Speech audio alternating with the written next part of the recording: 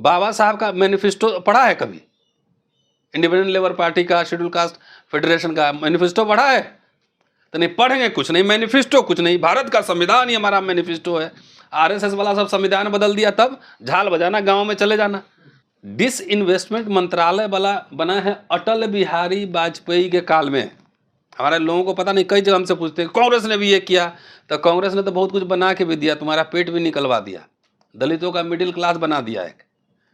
Bank का राष्ट्रीयकरण, PSU, university सब नहीं रहते तो जितने बैठ के अभी घूम रहे ना टाई कोट लगा के, वो सब उतर गए रहते। एक ऐसा मिडिल क्लास तैयार किया कि जो कि वामसेप और बसपा को कंट्रीब्यूट भी किया। जब आप यही कि सब वो गाली ही दे रहे हैं, कहीं जाना ही नहीं है, कुछ करना ही नहीं है, उल्टा ही बोलना है, तो आप मुझे रोज गाली देते रहेंगे तो हम थोड़ी आपके पास जाएंगे, कोई नहीं जाएगा। नंबर एक। नंबर दो, जो इंडिया अलायंस बना है, किसी एक व्यक्ति, एक दल ने कोशिश नहीं की होगी ना, सब लोग थोड़ा थोड़ा एफर्ट्स लिया होगा। भाई कम्युनिस्ट पार्टी, कांग्रेस एक दूसरे के खिलाफ लड़ते रही, आरजेडी जैसे और सपा जैसे दलों का उदय जो है कांग्रेस के डिक्लाइन से शुरू हुआ, कांग्रेस से लड़ाई हुई उनकी, ठीक है। तृणमूल कांग्रेस से निकली है, तृणमूल और सीपीएम का लड़ाई आप जानते हैं वहाँ का, राइट। शरद पवार जो है वो कांग्रेस से ही निकले हैं। तो अब कांग्रेस के साथ इतने कॉन्फ्लिक्टिंग आइडियाज़ रहे हैं, है ना, विरोधाभास रहा है, अपने में लड़ाई, लेकिन ये लोग समझ रहे हैं ना कि भाई एका अभी जरूरी है, नहीं तो देश का संविधान खतरे में। पार्टी को लग रहा है ना कि अब इनसे पहले संविधान और देश को खतरा है, तो सबसे पहले जो इनसे मुक्ति पाओ। कौन बनेगा प्रधानमंत्री, वहाँ कोई इशू ही नहीं है। कोई इशू है? कभी सुना है कि हम बनेंगे, हम बने? कोई इशू नहीं है। पहले इसको हटाओ, प्रधानमंत्री कौन बनेगा नहीं बनेगा देखा जाए। सैटेलाइट व्यू लेंगे तो अभी आपको तीसरे मोर्चे की संभावना दिख नहीं रही है। हो सकता है कि इलेक्शन के बाद कोई फॉर्मुलेशन फिर बने, लोग तोड़ फोड़ हो, तो अभी फिलहाल जो है ना, भारत, इंडिया और एनडीए में ये पूरा मुकाबला दिख रहा है।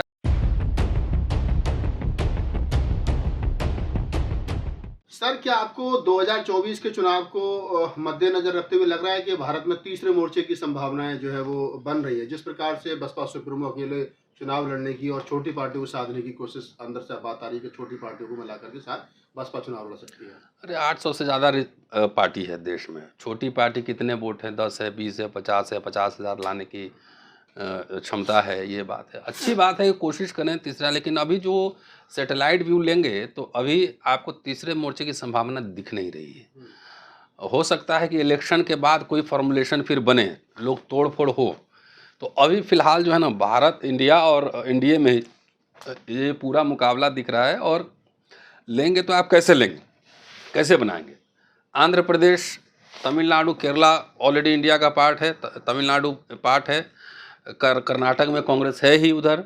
आप आइए आंध्रा में जगन मोहन रेड्डी हैं, उनका कोई ठीक नहीं, वो किधर जाएंगे, इधर जाएंगे। तेलंगाना में केसीआर हैं, उधर उड़ीसा में जो है बीजू जनता दल नवीन पटनायक हैं, और यही है ना। और इधर बीएसपी, अगर इन लोगों में भी गठबंधन हो तभी ना जाके तीसरा मोर्चा बनेगा। लेकिन बसपा जो है ना हर जगह चुनाव लड़ेगी। तेलंगाना में भी आरएस प्रवीण साहब काफ़ी एक्टिव हैं, तो वहाँ भी आप चुनाव लड़ेंगे जाके, तो ये कैसे तालमेल बैठेगा? हवा में थोड़ी तीसरा मोर्चा बनेगा। उसके लिए जैसे इलेक्शन के पहले तीसरा मोर्चा बन जाता है। लेकिन इस देश के जितने ऑपोजिशन पॉलिटिकल पार्टीज़ हैं, उनको लग रहा है ना कि 10 साल में जिस तरह से रौंदा गया है पूरा, जिस तरह से संवैधानिक संस्थाओं का दुरुपयोग किया गया है, राइट, जैसे संविधान के बहुत सारे प्रावधान को जैसे धत्ता बता दिया गया है, तो ओपोजिशन पार्टी को लग रहा है ना कि अब इनसे पहले संविधान और देश को खतरा है। तो सबसे पहले जो इनसे मुक्ति पाओ। कौन बनेगा प्रधानमंत्री, वहाँ कोई इशू ही नहीं है। कोई इशू है? कभी सुना है कि हम बनेंगे, हम बने? कोई इशू नहीं है। पहले इसको हटाओ, प्रधानमंत्री कौन बनेगा नहीं बनेगा देखा जाए। तो कहाँ से कैसे बसपा के पास आएगा, शुभकामनाएं हैं, लेकिन 2014 में तो 0 सीट था, और 19 में सपा के साथ अलायंस हुआ, तब जाकर 10 सीट जीते। उसके पहले मैक्सिमम, जहाँ तक मुझे ध्यान है, कि बसपा को मैक्सिमम 21 सीट मिला हुआ है एक बार 2009 में या 4 में, 9 में, 2021। और सबसे पहले जब लोकसभा में जीते थे तो 3 सीट जीते थे। तो 9 में जो है 21 सीट मिला, अभी 10 है, वो भी सपा बसपा गठबंधन से। तो अकेले लड़ेंगे तो कम से कम 40-50 सीट अगर आप जीत लें, 40-50 सीट जीत लें, और उधर क्राइसिस हो जाए इंडिया में चाहे एनडीए में, मान लीजिए, तभी ना आप मोर्चा बना सकते हैं। तो ऐसे हवा में थोड़ी बनेगा मोर्चा। तो इसलिए मुझे कम संभावना लग रही है, लेकिन जिनको लग रहा है बढ़िया तीसरा मोर्चा बनाने का, बहुत सारे दलित लोग का तो जात जात का पार्टी बना हुआ है।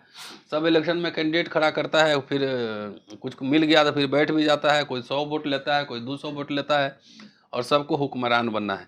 तो इंडिया जो बना है, इंडिया जो दूसरा मोर्चा बना है, आपको नहीं लगता है कि वहाँ दलितों को और मुसलमानों को नज़रअंदाज किया जा रहा है? कोई भी दलितों को और मुसलमानों का उसमें चेहरा नहीं है, तो इतनी बड़ी आबादी को नज़रअंदाज करके कैसे फिर चुनाव फाइट किया जा सकता है? दलितों का मतलब क्या?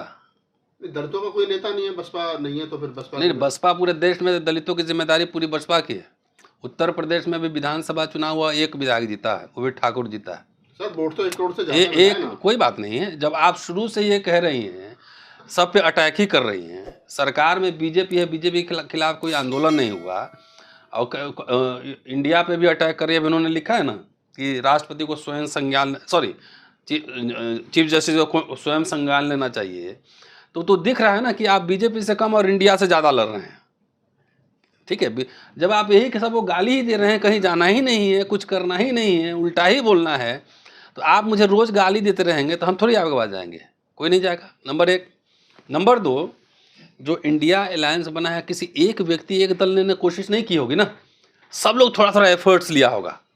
भाई कम्युनिस्ट पार्टी, कांग्रेस एक दूसरे के खिलाफ लड़ते रही, आरजेडी जैसे और सपा जैसे दलों का उदय जो है कांग्रेस के डिक्लाइन से शुरू हुआ, कांग्रेस से लड़ाई हुई उनकी। ठीक है, तृणमूल कांग्रेस से निकली है, तृणमूल और सीपीएम का लड़ाई आप जानते हैं वहाँ का, राइट। शरद पवार जो है वो कांग्रेस से ही निकले हैं। तो अब कांग्रेस के साथ इतने कॉन्फ्लिक्टिंग आइडियाज़ रहे हैं, है ना, विरोधाभास रहा है, अपने में लड़ाई, लेकिन ये लोग समझ रहे हैं ना कि भाई एका अभी जरूरी है, नहीं तो देश का संविधान खतरे में। अगर बीएसपी को लग रहा है कि नहीं सब ठीक ठाक है, तो ये उनकी समझ हो सकती है ना, उनकी समझ, हमारी समझ नहीं है। मुझे तो पता है कि देश में सारे निजीकरण करके बर्बाद कर दिया, सब कुछ बेच दिया। निजीकरण की शुरुआत भी कांग्रेस ने की थी 92 में। एक लाइन सिर्फ आप लोग को रटवाया गया है, ये सब आरएसएस का स्कूल का ट्रेनिंग है। एक लाइन छोड़ के बोल दो, आज छोड़ दो। उस समय की परिस्थितियाँ क्या थी, नंबर 1। नंबर 2, जब निजीकरण शुरू हुआ तो कितने उस समय बेचे गए, पीएसयू चाहे होटल चाहे कुछ भी, कितने बेचे गए? एक भी नहीं, एक भी नहीं। ठीक है, और बेचे कब गए? उस समय तो आईआईटीज भी खुले, सब कुछ खुले।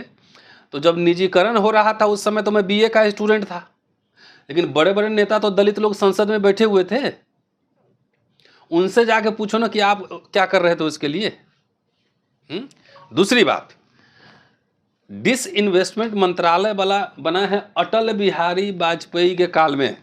हमारे लोगों को पता नहीं, कई जगह हमसे पूछते हैं कांग्रेस ने भी ये किया, तो कांग्रेस ने तो बहुत कुछ बना के भी दिया, तुम्हारा पेट भी निकलवा दिया, दलितों का मिडिल क्लास बना दिया। एक बैंक का राष्ट्रीयकरण, पीएसयू, यूनिवर्सिटी सब नहीं रहते तो जितने बैठ के घूम रहे ना टाई कोट लगा के, वो सब उतर गए रहते। एक ऐसा मिडिल क्लास तैयार किया कि जो कि वामसेप और बसपा को कंट्रीब्यूट भी किया, पैसे भी दिए और उसके लिए कैडर भी तैयार किया। वो कहाँ से आया? इसमें बहस नहीं होगी, खाली गाली दो, इसमें बहस नहीं होगी। सब दुश्मन है, सब दुश्मन है। अरे कोई मित्र भी तो होगा। ये दुश्मन हर समय तलाशने की टेंडेंसी जो है, ये दलितों में सब शत्रु है, सब शत्रु है। तो जाओ अपने से हुक्मरान बन लो, और जितना जो आपका लूट पीट रहा है, हमले हो रहे हैं, अपने से जाके सब सरकार बना लो, सब प्रोटेक्ट कर लो। अटल बिहारी वाजपेयी ने डिसइन्वेस्टमेंट मंत्रालय बनाया और को उसका मंत्री बनाया, जो कि वर्शिपिंग फॉल्स गॉड लिखने वाला आदमी है, और उसने तबीयत से बेचे, तबीयत से। अभी 10 साल में जितना निजीकरण हुआ है उस पर नहीं बोलेंगे कि कांग्रेस ने शुरू किया था, तो ये भी तो बोलो ना कि कांग्रेस ने जमींदारी उन्मूलन किया था, बैंक का राष्ट्रीयकरण किया था, पीएसयूज बनवाए थे, विश्वविद्यालय बनवाए थे, लाखों लाख रेलवे में नौकरियां दिलवाई थी, पोस्ट ऑफिस में नौकरी दिलवाई थी, वो याद नहीं है। अब बीजेपी बेच रहा है, ये सब कुछ बेच रहा है। नेता अभी क्यों नहीं आंदोलन कर रहे हो? क्या मामला है, क्या चक्कर है? क्यों नहीं इसके खिलाफ सड़क पे उतर रहे हो? सब रेल बेच रहा है, ट्रेन बेच रहा है, सब पीएसयू धीरे धीरे देखना, सब डिसमेंट, क्लास 3 क्लास 4 एम्प्लॉइज। अरे सब एमएलए एमपी थोड़ी बन जाएगा, नौकरी भी तो चाहिए ना, मिडिल क्लास कहाँ से आएगा? सारे डिमोलिश हो रहे हैं, खत्म हो रहे हैं। कोई आंदोलन देखा है? खाली कांग्रेस ने किया था। तो बेचा किसने? अटल बिहारी वाजपेयी डिसइन्वेस्टमेंट। और नरेंद्र मोदी कहते हैं कि 70 साल में कुछ नहीं हुआ, कुछ दलित लोग भी कहते हैं 70 साल में कुछ नहीं हुआ। तो 70 साल में अगर आरएसएस कह रहा था, ये समझ में आ रहा है मुझे कि 70 साल उनके हिसाब से कुछ नहीं हुआ, क्योंकि वो मनुस्मृति चाहते थे। लेकिन अगर दलित लोग यहाँ का कहे आदिवासी कि 70 साल कुछ नहीं हुआ, तो उसका कम से कम मेंटल इलाज करवाओ। सर क्या कारण है जो दलित नेता हैं जो अपने आप को फूले अम्बेडकरी आंदोलन का एक तरीके से मानते हैं कि पोषक हैं, वो दबाव में हैं, बोल नहीं पा रहे हैं? अब जैसे बसपा का ही है कि हम अकेले चुनाव लड़ेंगे, सी वोट का सर्वे आया है कि अगर बसपा अकेले चुनाव लड़ती है तो 7% वोट बसपा को मिल पाएगा, बहुत मुश्किल। तो 7% से तो प्रधानमंत्री नहीं बन पाएंगे, 7% से तो रूल नहीं कर पाएंगे। तो ये सवाल वहाँ जाके पार्टी वालों से पूछिए। हम बोलेंगे तो हमको बहुत गाली देता है। उसको 7% नहीं 70% दिख रहा है, उसको 70% वोट आएगा, 7 नहीं। सी वोटर वाला सब बेईमान है, 0 काट दिया है। 70% वोट आने वाला है, और 7% वोट कटने से जिसको लाभ होगा उसको भी समाज समझ रहा है। समझ रहे हैं मेरी बात? तो हमें एक किसी व्यक्ति को नहीं शासक बनाना है। हमारी लड़ाई दूसरी है। किसी नेता का जाए थोड़ी चाय पिया है, किसी से कुछ थोड़ी मांगा है, किसी से ट्रेन का टिकट थोड़ी लिया है, कंफर्म करा है। अपना जेब कूट के समाज की लड़ाई लड़ रहे हैं। तो हमें एक व्यक्ति को राजा नहीं, बस समाज को पावरफुल बनाना है, समाज को रूलिंग एलिट बनाना है। तो रूलिंग एलिट कैसे बनेगा? बहुत सारे सीए, बहुत सारे जर्नलिस्ट, बहुत सारे प्रोफेसर, एडवोकेट, बड़ा मिडिल क्लास बैंकर्स। ये कुछ नहीं समझ में आ रहा है। खाली एक तुमको प्रधानमंत्री बनवा देंगे तो तुम कर लोगे सब कुछ। इंस्टीट्यूशन कैसे चलाओगे? कुछ मतलब अंधभक्ति की पराकाष्ठा है। सर लोग कहते हैं कि रतन लाल जी कांग्रेस की भाषा बोलते हैं। नहीं तो किसकी भाषा बोलें? बीजेपी की भाषा बोलें? नहीं, आरएसएस की भाषा बोलें? बसपा की भाषा बोलिए ना। नहीं, बसपा की भाषा कहाँ जा रही है आखिर? आप ही ने कहा ना कि 7% वोट मिलने वाला है। तो 7% वोट काट के आप किसको फायदा पहुंचाना चाह रहे हैं, ये बताइए। नहीं सर, आप लोग काम करेंगे तो बसपा हम बढ़ेगी। गुलाम किसी के थोड़े। कांग्रेस की आलोचना नहीं होती है।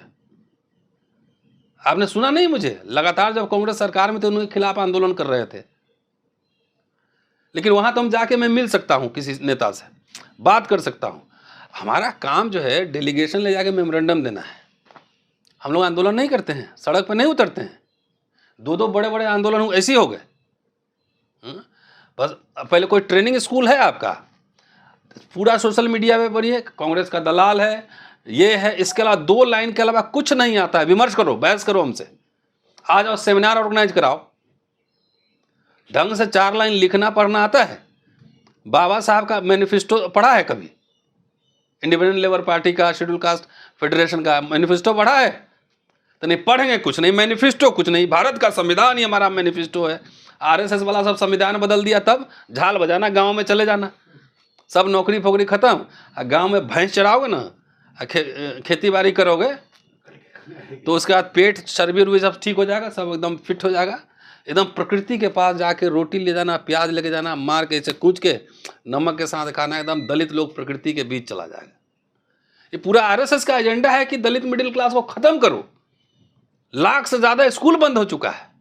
यूनिवर्सिटी की पढ़ाई इतनी महंगी हो चुकी है कि गरीब आदमी का बच्चा पढ़ नहीं सकता है। तुम यहाँ हमारे इधर भोजपुरी में एक कहावत है कि चिड़ै के जान जाए लड़का के खिलौना है।